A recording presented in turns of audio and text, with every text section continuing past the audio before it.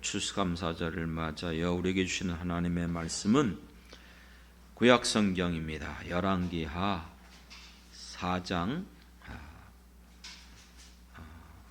전체지만 오늘은 16절부터 20절까지만 보겠습니다. 열왕기하 4장 16절부터 20절의 말씀 찾아서 함께 교독하겠습니다. 마지막 절은 함께 읽겠습니다.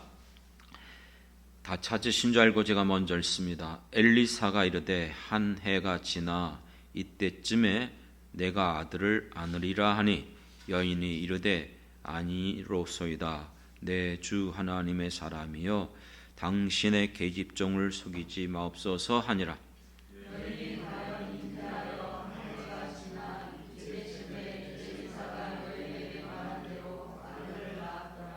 그 아이가 자라매 하루는 추수꾼들에게 나가서 그의 아버지에게 이르렀더니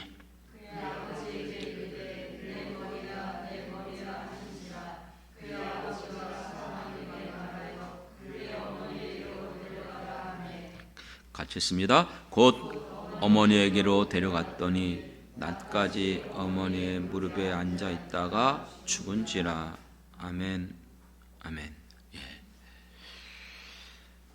오늘 이 말씀을 통해서 예측 불허한 세상 가운데 우리가 무엇을 붙잡고 살아갈 것인가? 여러분, 예측 불허하다는 말이 뭐죠? 미리 헤아려서 짐작하고 내가 예측하고 그런 것들이 허용되지 않는다는 거. 아무리 내가 생각하고 계획하고 모든 방법을 동원해도 어떤 일이 일어날지 누구도 예측할 수 없이 예고 없이 일어나는 일들을 일컬을 때에 예측 불허하다 이렇게 말합니다. 어떤 사람이 자동차를 운전하고 가는데 고속도로에서 갑자기 타이어가 그냥 펑크가 나서 차가 뒤집혀서 다쳤어요. 예측했겠습니까? 길을 걷는데 갑자기 길이 땅이 꺼져 버린 거예요. 그런 일들 가끔 일어나잖아요. 그래서 그 꺼진 그쪽으로 지나가던 사람이 매몰되고 흰오대기 중에 서 있는데 뒤에서 졸음 운전하던 대형 차량이 덮쳐버려서 많은 사람이 죽고 다치고 어제도요 서울에 있는 어느 아파트에서 70대 부부가 집으로 들어가다가 그만 죽었어요. 왜 죽었는지 아십니까? 위에서 돌이 떨어진 거예요. 초등학생이 돌을 던져갖고 그게 그냥 그 어르신 머리에 닿아갖고 그냥 죽었어요. 아니 황당한 일들이 우리 시대 가운데 아니 인생 가운데 수없이 지금도 일어나고 있는 일들입니다. 우리는 하나님 믿으니까 전혀 일어나지 않을까요? 그리고 우리가 그 같은 일들이 설사 예측할 수 있다고 해서 과연 그와 같은 일들을 해결할 수 있을까요? 그것처럼 어리석고 교만한 일이 없습니다. 야고보서의 말씀을 보면 이렇게 말해요. 야고보서 4장에 어떤 사람들이 말하기를 우리가 이제 어느 도시에 가서 거기서 열심히 일을 해서 장사하여 내가 돈을 많이 벌리라 이렇게 얘기합니다. 다 그렇게 생각하지 않습니까? 내가 어떤 것을 계획하고 어떤 사업을 하고 어떤 직장을 가고 무슨 일을 할 때에 내가 이걸 해서 내가 이렇게 갖고 이렇게 될 거야. 그런데 뭐라고 말하죠? 내일 일을 너희가 알지 못한다는 거예요. 너희의 생명이 무엇이냐? 잠깐 보이다가 없어지는 안개와 같다는 것이죠. 내일이 보장되어져요? 내년이 보장되어져요? 내가 땀 흘리고 수고하고 애쓴다고 해서 그 모든 것들 내가 거둘 수 있습니까? 그렇기 때문에 너희는 도리어 이렇게 말하는 거예요. 우리가 살기도 하고 죽기도 하는 것 이 모든 것들은 주의 뜻이면 하나님께 있다는 것이에요. 그러므로 내가 이렇게 해서 이것을 할 것이고 앞으로 이와 같은 것들은 야고보서 4장 16절에 허탈한 자랑이라는 거예요. 인생을 알지 못하고 장래를 알지 못하는데 내가 스스로 장래를 보장하고 내가 장래에 대해서 모든 것들을 주장하고 이 모든 것들이 다 악한 것이고 허탄한 자랑이라는 거예요. 그러므로 마지막 17절에 사람이 선을 행할 줄 알고도 행하지 아니하면 죄니라. 무슨 뜻이죠? 나중에 가서 내가 어떻게 할 것이다. 그건 다 거짓말이에요. 지금 나의 생애 가운데 내가 지금 생명이 있는 이 시간 우리가 정말 주님의 뜻대로 살아가는 것이 하나님의 뜻인 줄 믿습니다. 그렇다면 생각해 보십시오. 여러분들은 지금까지 어떻게 살아왔습니까? 지금까지 여러분들은 무엇을 하려고 애쓰고 수고했습니까? 여러분들이 살아오면서 우리 모든 인간들은 장래에서 사실 계획을 세워요. 그렇죠? 이렇게 하고 저렇게 하고 또 저렇게 해서 안 되면 또 이렇게 하고 이 같은 모든 계획들을 많은 사람들이 세우고 지금까지 살아왔는데 과연 계획한 대로 이루어졌습니까? 사람들이 정말 믿고 의지하는 것이 무엇입니까? 우리가 지금 계획하고 바라고 원하는 모든 것들이 대부분 세상에 있는 것들이에요. 내가 가지고 있는 것들이에요. 자주 말씀드리는 거잖아요. 그런데 정말 예측 불허한 이 세상 가운데 내가 가지고 있는 그 모든 것들을 붙잡는다고 그 같은 일들이 해결되어지고 그 같은 일들이 정말 풀릴 수 있습니까? 그것을 가르쳐주는 게 오늘 본문이에요. 열왕기 4장을 보면은 오늘 이 사건의 내용이 무엇입니까? 아시는 것처럼 8절부터 보면은 수넴 여인이 엘리사를 보고 정말 그를 귀하게 여겨서 그가 지나갈 때마다 그가 만날 때마다 항상 맛있는 음식을 정성껏 준비해서 대접하고 쉴 수 있는 공간을 마련하고 그를 섬겨줬어요. 선을 베풀어줬어요. 주의 선지자를 향해서 이 아름답고 선한 일들을 행했어요. 그러니까 엘리사가 이렇게 자기를 위해서 섬기고 수종드리는 여인을 보면서 내가 그 사람을 어떻게 도와줄까? 이 여인을 어떻게 도와줄까? 하고 살펴봤더니 그에게 자녀가 없는 거예요. 그래서 이 여인에게 내가 하나님 앞에 정말 기도해서 자녀를 줘야겠구나. 그렇게 선을 행하고 죄종을 위해서 하나님을 위해서 아름답게 헌신하는 그를 위해서 축복했어요. 그거 오늘 읽었던 본문이잖아요. 그랬더니 그 여인이 뭐라고 말하죠? 지금까지 얼마나 자식을 얻기 위해서 애쓰고 수고하고 구했겠습니까? 그런데도 지금까지 얻지 못했잖아요. 그런데 엘리사가 그에게 뭐라고 말하죠? 하는 말이 한 해가 지나 이 마음 때 내게 아들이 있을 것이다. 너가 아들을 안으리라. 그랬더니 이 여인이 믿지 못해요. 하나님의 사람이여 나를 속이지 마옵소서. 지금까지도 자식을 얻지 못했다는 거예요. 그런데 놀랍게도 정말 한 해가 지나서 17절에 보니까는 엘리사가 말한 대로 아들을 낳았어요. 하나님의 놀라우신 은혜와 축복인 것입니다. 그렇습니다. 그런데 문제가 뭐였어요? 하나님이 주신 이 아들이 얼마 되지 못해서 하루는 아버지가 나가 있는 그 출산하는 곳에 갔다가 갑자기 머리야 왜 이렇게 아파 두통이요 이렇게 하고 있다가 그만 어머니에게 와갖고 그 무릎 위에 있다가 그만 어떻게 됐어요? 황당하게 죽어버린 거예요. 여러분 우리 인생이 누가 예측할 수 있어요? 난 원하지도 않았고 바라지도 않았고 구해도 안 됐기 때문에 포기했어요. 그런데 이 아들 누가 준 거예요? 하나님이 주셨잖아요. 하나님이 주셨는데 주신 데는 언젠데 얼마 안 돼갖고 이 아들이 그냥 병들어 갑자기 죽은 거예요. 여러분, 우리의 장래 전도서에 보면 사랑을 받으려는지 미움을 받으려는지 우리의 인생에 그 모든 것 우리의 손에 있는 것이 아니라 했어요. 누구도 알 수 없다고 그랬어요.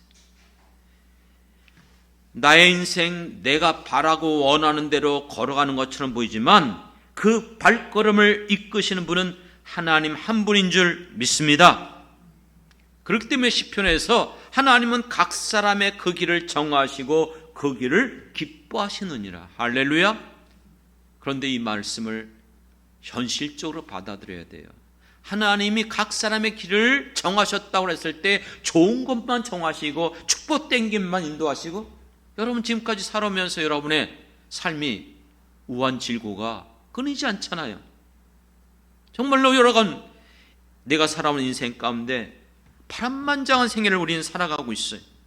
그런데 그 모든 것들을 성경의 증언대로 하나님이 이끌어 주시는 것을 믿으시길 바랍니다. 그렇기 때문에 그것도 우리가 받아들여야 돼요. 문제는 이와 같은 예측 불허한 일들이 우리에게 주어졌을 때에 하나님의 사람들의 모습, 우리가 믿음이 있는지 없는지 그것을 우리가 살펴봐야 돼요. 그것을 깨닫고 발견할 수 있는 복된 시간 되길 주님의 이름으로 축원합니다. 오늘 본문의 이 사건을 어떻게 이 여인은 해결해 갔습니까? 그는 분명히 자식이 없었어요. 얼마나 앞서서 자식을 얻고자 바라고 원하며 구했을까요? 하지만 바라고 원하는 것을 얻지 못했어요. 그게 인생이에요.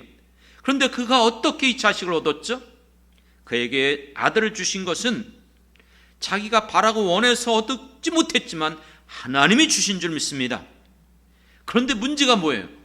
아니, 그래서 하나님이 주셨는데 분명히 이건 누구도 부인할 수 없는, 성경을 읽는 모든 사람들 하나님이 주셨다 다 인정해요. 고백해요. 근데 그 아들이 하나님이 주신 그 아들이 갑자기 병들어 죽은 거예요. 이해할 수 있어요? 주실 때는 언제고 죽여서 뺏어가는 것은 무슨 경우입니까? 이럴 때 많은 사람들은 어떻게 반응하죠? 낙심과 절망과 원망과 불평 가운데 시험에 빠지게 됩니다. 그런데 이 여인은 보십시오. 이 문제를 가지고 그는 어떻게 했습니까? 아이가 죽었어요. 누구와도 의논하지 않습니다. 자기 남편에게도 알려가지 않습니다. 그리고 누구에게 나갔습니까? 엘리사를 찾아갑니다. 엘리사를 찾아갈 때에 심지어는 엘리사의 바로 시종드는 사람, 무슨 일로 왔습니까? 대답 안 해요. 무조건 엘리사에게만 간 거예요. 왜 갔을까요? 엘리사를 통해 하나님이 주셨기 때문에 주신 하나님께서 이 문제도 해결하실 분이 하나님이라 믿은 줄 믿습니다. 하나님이 주셨기 때문에 하나님이 해결할 수 있다고 그는 믿은 거예요. 그 아들, 죽은 아들에게 가서 다시 살리는 놀라운 기적과 표적이 일어난 사건입니다. 믿습니까? 그런데 오늘 설교를 제가 열왕기하 4장 전체라고 했어요. 이 열왕기 4장 앞부분에 보면 1절부터 7절은 선지자 그 생도, 다시 말하면 선지자의 제자 중에서 어떤 제자가 죽었어요. 그리고 남아있는 아내, 과부가 됐고 아이 하나밖에 없어요. 살고 먹고 지내는 게 너무나 힘들어서 빚져서 이제는 더 이상 빚을 갚을 수가 없어서 그 두 아들조차도 이제는 종으로 팔려가는 상황이 되는 거예요. 그럴 때에 엘리사가 너에게 남은 게 무엇이냐? 한 그릇의 기름이 남았습니다. 그러면 이웃에게 가서 모든 그릇을 빌려와라. 그리고 그 빌려온 그릇에 그 기름을 채워라. 모든 그릇에 기름을 채웠어요. 놀라운 기적과 표적이 일어났어요. 그 기름을 팔아 빚을 갚고 너가 살아가라. 그것만이 아니에요.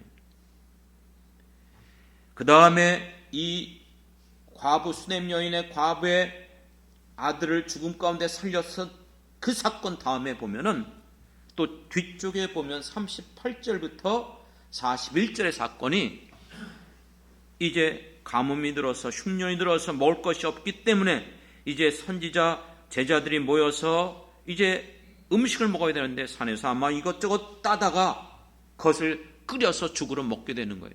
그런데 보니까는 거기에 독이 들어가 있는 거예요. 알잖아요. 산에서 버섯 채취해갖고 먹다가 그게 독버섯인지 모르고 먹고 죽는 상황처럼. 그런데 이와 같은 상황 속에서 이 독을 제거하는 역사가 일어난 겁니다. 그리고 마지막 42절부터 44절에 보면은 먹을 것이 없는 상황 속에서 보리떡 20개와 채소를 가지고 몇 명이 먹었죠? 그것을 가지고 100명이나 먹게 했어요. 놀라운 기적과 표적을 일으켰어요. 여러분, 이 4장을 통해서 양식의 문제, 생명의 문제, 질고의 문제, 생활의 문제, 모든 문제들을 인간의 모든 생사복, 우리 인생 가운데 일어나는 어떤 형태의 사건이라 할지라도 누가 해결해 주셨습니까? 이 4장에 일어나는 수많은 사건들 누가 해결해 주셨습니까? 단지 수냄 여인의 그 아들이 죽은 사건만이 아니에요. 엘리사를 통해서 이 열왕기하 4장의 모든 사건 우리의 인생 가운데 어떤 형태로든지 이와 같은 유사한 일들이 일어나요. 그 같은 일들, 인간의 생사 화복을 주관하시는 이는 하나님 한 분인 줄 믿으시길 바랍니다. 믿습니까? 이 일에 대해서 어떻게 말하고 있는지 아십니까?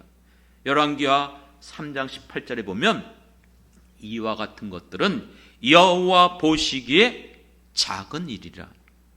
이거 별거 아니에요. 아니, 하나님은 온 세상을 창조하신 분이에요. 얼마든지 우리가 할 수 없는 모든 일들, 어떤 일이라도 능히 이루실 수 있는 살아계신 절대 전능의 능력을 갖고 계신 분이 우리가 믿는 하나님이신 줄 믿습니다. 그렇기 때문에 나 외에 다른 신이 없다고 말씀하는 거예요. 이게 우리가 믿는 하나님이에요. 그런데 우리가 기억해야 될 것은 여기에 등장한, 여기에 기록된 이 구약의 이스라엘의 하나님이 과연 우리와는 어떤 상관이 있습니까? 우리는 엄밀히 말하면 이스라엘 사람도 아니잖아요. 그리고 우리는 이스라엘 백성들이 하나님과 언약을 맺었던 언약 백성도 아니에요. 외인이에요. 상관없는 자예요. 아니, 오히려 성경의 증언대로 말하면 우리는 하나님과 원수가 됐고 악한 마귀 사단의 자녀들이었고 우리는 정말로 하나님과 상관없이 자기 육신대로 정욕대로 멋대로 살아온 인생이었어요. 그런데 어떻게 우리가 하나님을 붙잡을 수 있겠습니까? 오늘 본문을 통해서 우리가 붙잡아야 될 게 있어요. 이 수많은 사건들을 바라보면서 왜 이 성경의 열왕기하 4장의 사건을 오늘 우리들에게 이 시대 가운데 다시 읽히게 하고 있는가? 42절부터 44절에 있는 이 마지막 사건이 무엇이죠? 거기에 보리떡 20개와 채소를 가지고 100명이 먹은 사건. 이거를 우리가 읽으면 교회를 다니고 예수를 믿는 사람들이라면, 웬만한 신앙인들이라면 연상되는 게 있어요. 연결되는 게 있어요. 어떤 사건입니까? 예수님의 오병이어의 사건. 예수님께서 이 땅에 계실 때에 떡 5개, 작은 물고기 2마리, 5,000명을 먹인 이 놀라운 사건이 자연스럽게 연상되는 거예요. 기억하시죠? 구약에 있는 모든 사건들은 엄밀히 말하면 이 땅에 오실 예수 그리스도에 대한 예표라고 했습니다. 믿습니까? 그렇기 때문에 이 열왕기 4장에서 일어난 수많은 수많은 유형의 모든 사건들은 앞으로 이 땅에 오실 메시아 되시는 예수님을 통해서 우리에게 일어날 일들을 미리 보여준 거예요. 예수님 어떤 분이십니까? 엘리야보다 더 크신 분인 줄 믿습니다. 예수님은 엘리사보다 더 큰 하나님이세요. 그분은 이 땅에 오셔서 인간들의 모든 질병, 악한 마귀 사단을 내어쫓고 바다를 걸어가시고 병든 자를 고치시고 죽은 자를 살리시는, 말 그대로 우리의 양식의 문제, 생명의 문제, 모든 질고의 문제, 죄악의 문제, 어떤 문제라도 해결해 줄 수 있는 유일한 메시아, 우리의 구세주가 되시는 줄 믿습니다. 그거를 우리에게 보여주는 거예요. 여러분, 우리 인생 가운데도 여기에서 일어난 수많은 일들, 우리는 지금까지 살아오면서 우리에게도 일어났었고 앞으로도 또 일어날 거예요. 안 그렇습니까? 그 수많은 일들, 예측 불허한 일들이 우리에게 닥친다 할지라도 오늘 본문을 통해서 엘리사를 통하여 하나님이 이 모든 일들을 해결하시고 이루어 주신 줄 믿습니다. 그런데 이제 이 문제를 어떻게 우리에게 해결해 주시죠? 이 땅에 오신 우리 주 예수 그리스도, 우리가 예수님을 믿을 때에 우리 예수님을 통해서 오늘날 우리들에게도 이와 같은 놀라운 일들이 일어날 것을 믿는 하나님의 자녀들 되길 주님의 이름으로 축원합니다. 그렇기 때문에 예수님이 요한복음의 15장 1절에 보면 너희 마음에 근심하지 말라. 하나님을 믿으니 나를 믿으라. 이와 같은 하나님을 믿습니까? 그렇다면 나를 믿으라 했어요. 예수님이 곧 하나님이세요. 그래서 요한복음 14장 9절에 보면 나를 본 자는 누굴 보았다? 하나님을 보았다고 그랬어요. 그리고 나를 믿는 자는 내가 하는 일을 그도 할 것이고, 또 오히려 이렇게 말했어요. 또한 그보다 큰 일도 하리라. 할렐루야. 예수님이 이 땅에서 3년 동안 공생애 가운데 이루었던 그 일들이 전부가 아니란 말이에요. 그 같은 일들을 믿는 성도들 통해서, 믿는 예수 그리스도의 제자들 통해서 그 같은 일들을 행할 것이고 그보다 더 큰 일들이 우리 가운데 일어날 것을 약속해 주셨습니다. 그렇기 때문에 예수님은 그 다음에 이렇게 말합니다. 너희가 내 이름으로 무엇을 구하든지 내가 행하리라. 왜요? 이로 아버지로 하여금 아들로 말미암아 영광을 받으시게 하려 함이라. 할렐루야. 사랑하는 성도 여러분, 오늘 이 말씀은 단순하게 생각하면 쉽게 이해할 수 있는 말씀입니다. 단순히 수냄 여인을 하나님이 사랑하셔서 그가 선지자에게 선을 베풀고 그를 섬겼을 때에 축복해서 그에게 아들을 주셨는데, 그런데 주신 것은 언젠데 또 그만 병들어 죽었지만 그 병들어 죽은 그 아들을 살린 사건뿐만 아니라 모든 일에 남편이 죽고 빚져서 자식마저 이젠 종으로 팔려야 될 상황 속에서 그 문제를 해결하시고 도구로 먹을 수 없는 음식을 먹게 하여 주시고, 위기 가운데, 전쟁 가운데, 또 5장에 가보면 나만이 문둥병에 걸렸어요. 납병 환자로서. 그런데 그 납병을 누가 고쳐주셨습니까? 하나님이 고쳐주신 줄 믿습니다. 이 사건을 통해서 하나님이 정말 오늘 우리들에게 보여주길 원하는 것은 바로 이 모든 일들을 행한 하나님이 바로 이 땅에 오신 예수 그리스도인 줄 믿습니다. 그러므로 여러분의 인생 가운데 여러분들이 예수님을 믿는다면 지금까지도 살아오면서 수많은 일들이 일어났었어요. 그럴 때에 우리는 무엇을 붙잡았습니까? 누구를 찾아갔습니까? 사랑하는 성도 여러분, 우리가 부르는 찬양 있잖아요. 복음송가 중에 이 세상을 살아가는 동안에 나의 힘으로 의지할 수 없으니 기도하고 낙심하지 말 것은 주께서 우리에게 참 소망이 되심이라. 할렐루야. 그렇습니다. 그렇기 때문에 이 세상을 살아가는 날 동안 우리의 힘으로 어찌할 바 모르고 감당할 수 없는 일이 일어난다 할지라도 우리에게는 아버지가 계시며 우리에게 예수 그리스도가 주인이 되시고 주님이 되시는 줄 믿습니다. 그러므로 여러분, 우리가 남아있는 우리의 모든 삶 가운데 정말로 나를 도우시고 이끌어 주신 그 하나님 바라보며 끝까지 우리는 믿음으로 정말 남은 생애를 승리하며 살아가야 될 줄 믿습니다.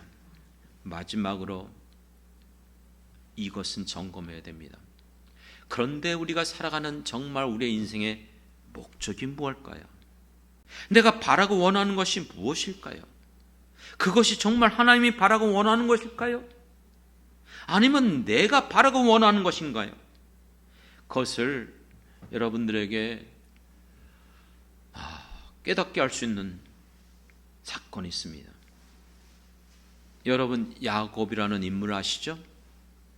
야곱의 인생을 살펴볼 필요가 있어요.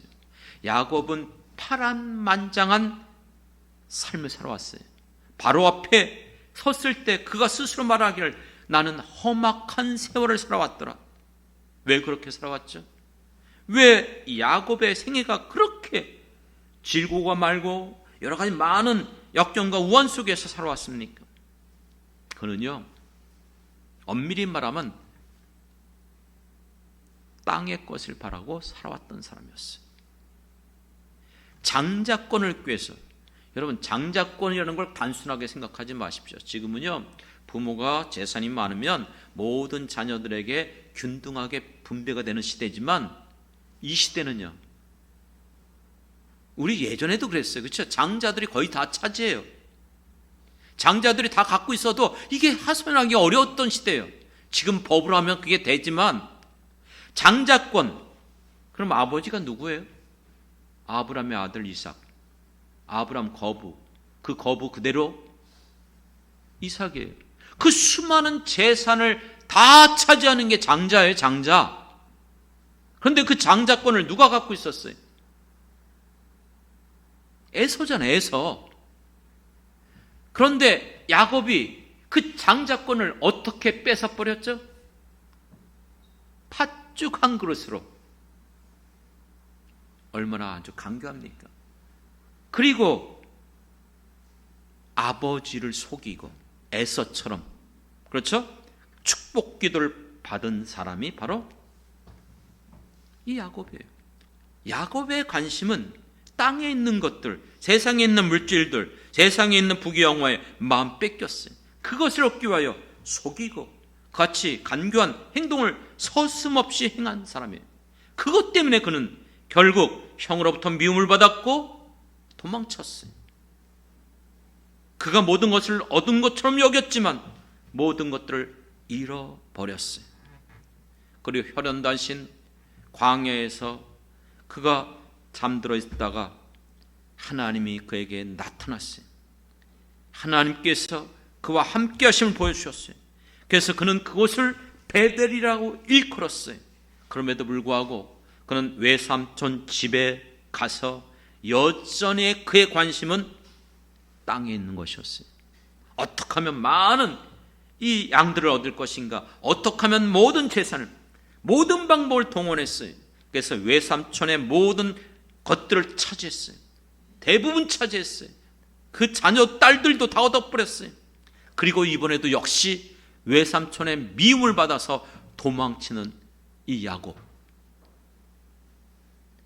세상에 있는 것들, 자기가 바라고 원하는 것들을 얻었는지 모르지만은 정작 그는 하나님을 잃어버린 인생이었습니다.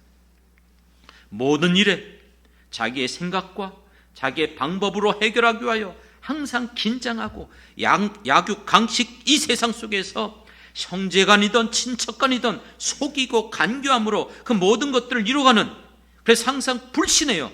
신뢰해요. 믿지 못해요. 항상 그 안에는 불안함이 가득 차고 그게 바로 파란만장한 삶을 살았던 험악한 세월을 살아왔던 인생이 바로 야곱의 인생이었어요. 우리는 이 세상을 어떻게 살아가고 있습니까?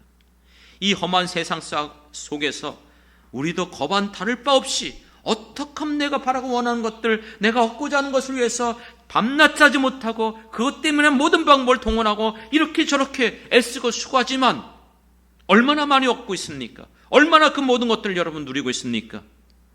하지만 예측 불허한 이와 같은 일들이 일어날 때에 과연 여러분들이 지금 가지고 있는 것들, 내가 그렇게 의지하고 있던 것들, 내가 지금까지 사용했던 모든 방법들, 그것으로 그 문제가 해결할 수 있었습니까? 이와 같은 야곱의 인생의 전환점이 옵니다. 언제죠? 야복 강가에서 하나님 앞에 기도할 때에, 다시 말하면 지금까지 그는 땅에 속한 것들, 땅에 있는 것들만 바라보고 살아왔었어요. 그런데 야복 강가에서 그는 이제야 비로소 하나님을 바라보고 하늘에 있는 것들을 구하는 자가 된 줄 믿습니다. 여러분, 이거 굉장히 중요한 거예요. 우리가 지금까지 살아오면서 말로는 내가 하나님을 믿노라 하지만은 내 삶의 모든 스타일들, 내가 구하고 바랐던 모든 것들을 보십시오. 다 육신의 문제, 가정의 문제, 자녀의 문제, 물질의 문제, 건강의 문제, 모든 것들이 땅에 있는 것들 아닙니까? 하지만 정말 하나님이 원하는 것은 무엇일까요? 야곱이 그렇기 때문에 그가 고백한 게 있어요. 야곱이 말하기를 여호와께서 과연 여기 계시거늘 내가 알지 못하였도다. 하나님이 계신 것을 그가 알지 못했던 것이에요. 그렇기 때문에 이 사실을 깨달은 야곱이 어떻게 반응한 줄 아십니까? 하나님 앞에 서원했어요. 그리고 하나님에게 자기가 모든 것들을 바치겠다고 약속했습니다. 무슨 뜻입니까? 지금까지 야곱의 인생은 세상에 있는 것들을 바라보고 그것을 얻고자 모든 것을 걸고 살아왔어요. 하지만 하나님이 누구인지 비로소 깨닫고 하나님이 계시다는 것을 다시 한번 체험하면서 하나님께 서원했다는 게 뭐예요? 서원은요, 나의 인생을 하나님께 걸겠다는 뜻이에요. 맞죠? 나에게 거는 것이 아니라 이제부터 나의 인생은 하나님의 것입니다. 이게 서원이에요. 엄밀히 말하면. 그렇기 때문에 나에게 있는 것도 하나님의 것입니다. 그래서 하나님 앞에 드리게 되는 것이죠. 이와 같은 야곱을 하나님께서 어떻게 행하셨죠? 이름을 바꾸어 주셨어요. 이제부터 내 이름을 야곱이라 하지 않고 이스라엘이라. 오늘날 이스라엘 나라의 국호죠. 이스라엘이라는 뜻이 뭐예요? 하나님과 겨루어 이겼다. 정말 겨루어 이긴 겁니까? 하나님으로부터 응답받았다는 거예요. 하나님이 그의 하나님이 됐다는 거예요. 믿습니까? 사랑하는 성도 여러분, 오늘 추수감사절을 맞이하면서 돌이켜보시기 바랍니다. 지금까지 나의 삶 가운데 나는 무엇을 의지했습니까? 내가 구하고 얻고자 그토록 애썼던 것들이 땅의 것입니까? 아니면 하늘의 것입니까? 지금까지 내가 바라고 원하는 것을 얼마나 얻었습니까? 정말 우리의 인생의 모든 문제를 누가 지켜주시고 누가 해결해 주십니까? 오늘 열왕기하 4장을 통해서 그 수많은 인생의 여러 가지 모든 상황들 하나님께서 해결하시고 역사해 주셨습니다. 그런데 그 사건은 오늘 우리들에게 바로 예수 그리스도의 예표가 되는 것을 여러분들이 발견하고 깨닫고 믿는 자들이 된 줄 믿습니다. 그렇기 때문에 이제 하나님은 우리 가운데 계시는 분이에요. 우리와 함께 하시는 분입니다. 그러므로 여러분의 남은 생에 여러분들에게 어떤 일이 일어난다 할지라도 염려하지 마십시오. 두려워하지 마십시오. 어떤 분이 설교하면서 아브라함 링컨 대통령에 대해서 얘기하더라고요. 여러분, 아브라함 링컨 대통령, 미국의 가장 존경받는 대통령인데 그가 대통령이 되기까지는 20몇 번의 실패가 있었대. 계속 하원에 도전했고 또 실패하고 상원에 도전했고 실패하고. 그런데 그 실패를 통해서 오히려 낙심하고 절망한 것이 아니라 실패했지만 또 다른 기회가 있다. 그러면서 다시 한번 나갔던 거예요. 사랑하는 성도 여러분, 우리의 인생 가운데 힘으로도 되지 않고 능으로도 되지 않는다 할지라도 낙심하지 마십시오. 내게 가지고 있는 것이 적은 것이라 할지라도 그 적은 떡과 물고기를 하나님 앞에 드릴 때에 하나님께서 역사해 주실 줄 믿습니다. 사랑하는 성도 여러분, 우리가 찬양하는 거 있잖아요. 날이 저물어 가고 빈들에서 걸을 때, 우리 인생 가올 때 내가 정말 아무것도 없어요. 도와주는 사람도 없는 것 같아요. 광야 같은 빈들 속에 홀로만 내가 던져진 것 같은 삶을 여러분 느낀 적 없습니까? 내 힘으로 안 되고 빈손으로 걸어갈 때 내가 그때 고백해, 여호와 이래. 바로 그때가, 내가 내 힘으로 아무것도 할 수 없을 때에 그때가 여호와께서 일하는 때인 줄 믿습니다. 이것이 우리가 부르는 찬양이에요. 그래서 오늘 저는 이 설교 후에 찬양을 바꾸려고 그래요. 아까 말씀드렸던 이 세상을 살아가는 날 동안 나의 힘으로 의지할 수 없고 내가 정말 세상의 것 의지할 수 없을 때에 그때에 기도하고 낙심하지 말라는 거예요. 왜요? 주님이 참 소망이 되기 때문에. 그렇기 때문에 우리가 살아가는 이 세상 가운데 나는 힘없고 내 손에 어떤 것도 붙잡힌 게 없다 할지라도 그때에 고백하시길 바랍니다. 여호와 이래. 하나님은 예비하실 줄 믿습니다. 바로 이와 같은 때, 지금 내가 내 힘으로 할 수 없는 이때가 하나님이 여기에 계시고 하나님이 일하시는 때인 것을 믿으시고 여러분들이 이 찬양 고백하고 우리가 기도하는 시간 되길 원합니다.